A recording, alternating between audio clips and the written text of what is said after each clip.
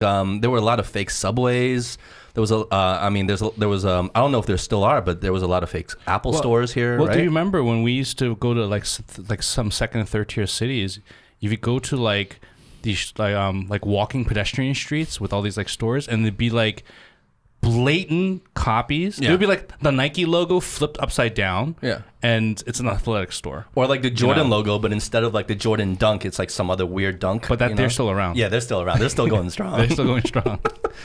But like, is that kind of being wiped out now here in China from your perspective? I think there's been a pretty big crackdown in that space. Yeah. So like we used to, for example, near my office, we had a Subway, and it turned out to be fake. What? And when they got caught, and I work here in Shanghai, and I work in Lujiazui, which is like where like the stock market is. And it's like the financial center. Shanghai. Yeah. And so we had a Subway in the building next to ours. Wow. They got caught, and so they covered up the U in Subway with a piece of white paper, and they were allowed to operate for a while. Just because they covered up the U, so they weren't using the exact same name. And then eventually they had to change the name to Starway instead of Subway.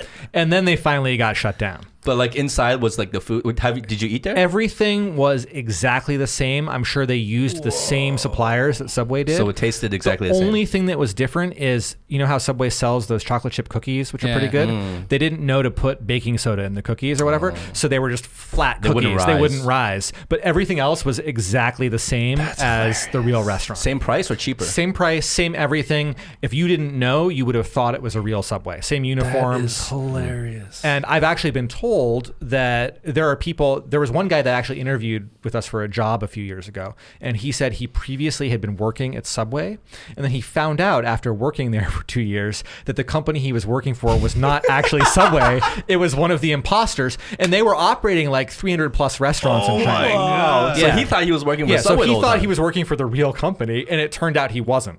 Oh. That is fucked up, but that is hilarious. I mean, it's pretty funny. It's really funny. What's happened though now is that Chinese companies have realized they can't just compete purely on price anymore, and so as a result of that, they've spent a lot more money on marketing, on building a brand, on product development, and have also started filing their own patents and other IP protection. And the Chinese courts at the same time have also developed a lot as well. So the problem that China used to have is it literally did not have enough judges in the courts, so it couldn't hear IP cases quickly enough to actually get anything done.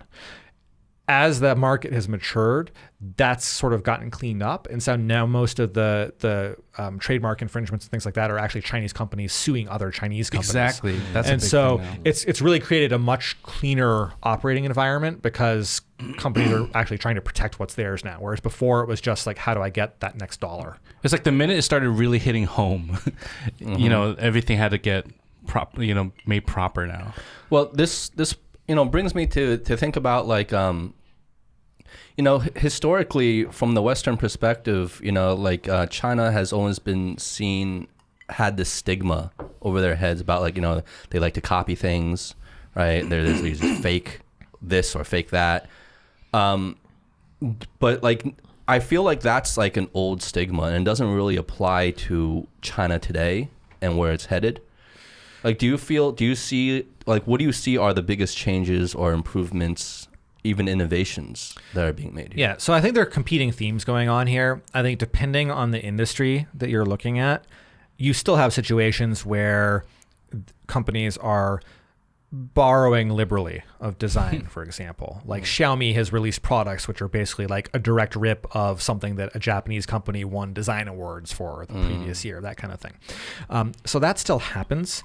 You see it with a lot of the smaller Chinese automakers that will also take very heavy styling cues from various foreign brands as well.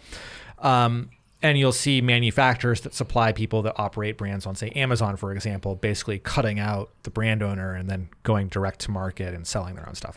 So that all still happens. But I think at this point, anybody that thinks China is not innovating is crazy or just is not aware of what's going on here. I think, number one, China is hands down better than anywhere else at doing business model innovation. So if you look at how somebody experiences the process of shopping for a good or service, for example, the experience you have in China at this point is going to be light years ahead of anything that happens in the US. You know, the mobile wallets that people use, all of the online to offline services or offline to online services that people can use here.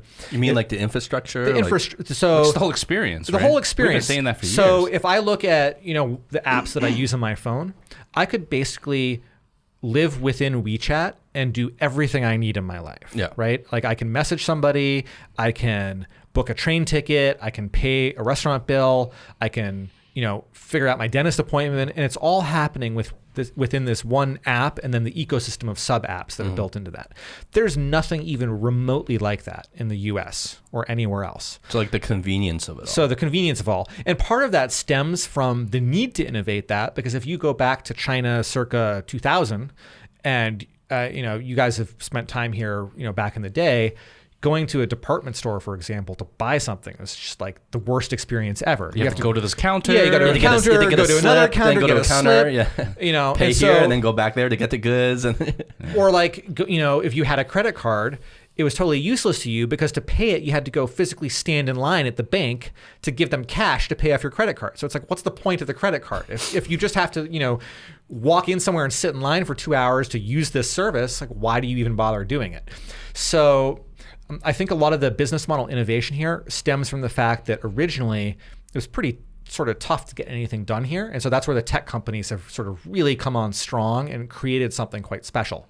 So I think that's one thing. I think the other thing is, you know, China is run very differently than the US is. So the US is nominally a democracy. And people can argue about that. all day That's long. arguable. Yeah, you can argue debatable, about that all day long. And there certainly may be some pluses to that. There are also some negative aspects to that as well in terms of actually setting objectives and then making them happen. China, by contrast, is very much more directly controlled, very much more focused on long-term planning. And so you see investment into long-term gains. And what that means for China is you've got 1.4 billion people, you've got like 900 million people-ish in the workforce, you've got 8 or 9 million college graduates every year looking for a job. China has a problem. They have to create white-collar jobs for people because unless they do that, people are not going to be happy because their quality of living is not going to go up. The only way that they can create those jobs is by looking at the next 50 years and saying, there are 4 or 5 industries that we absolutely have to win at. We have to be the best at building 5G networks. We have to be the best at clean energy. We have to be the best at artificial intelligence and machine learning. We have to be the best at, you know, EVs or automated manufacturing. Because if they're the best at all of those things, then they have tech jobs that pay a lot of money for all of those college graduates. And so from their perspective, it's do or die. They have to win all of those sectors. Whereas in the US, people are just not thinking about that from a long-term perspective. Yes, you've got very well-run tech companies that are thinking about the future and how they break into the next big thing. You've got a great pool of research minds, but there's no national policy. It's more selfish. It's more selfish. Yeah. It's driven by how is my company going to increase their top line revenues by $1 billion this year. It's not, this is for the good of the country. This is how we stay in a leadership position and remain the world's sole superpower. well, also you have presidents and their term limits are 4 years, right? And then after their 4 years, if they don't get reelected, the next person comes in and just kind of tears away everything that was built in those previous 4 years and starts from zero. Yeah, and the other thing with a 4-year administration is you spend the first 2 years sort of undoing what the last guy Yeah. did. You spend 1 year hopefully doing what you want to do, and then The you spend last 1 year year trying to get campaigning reelected. again, yeah. So you don't really get very much done. So it's a system where you can sort of maintain a certain level of stability for a certain amount of time, but you don't really progress at the same speed.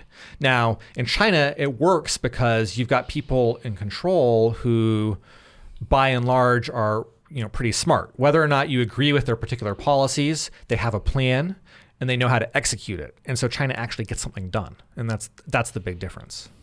I think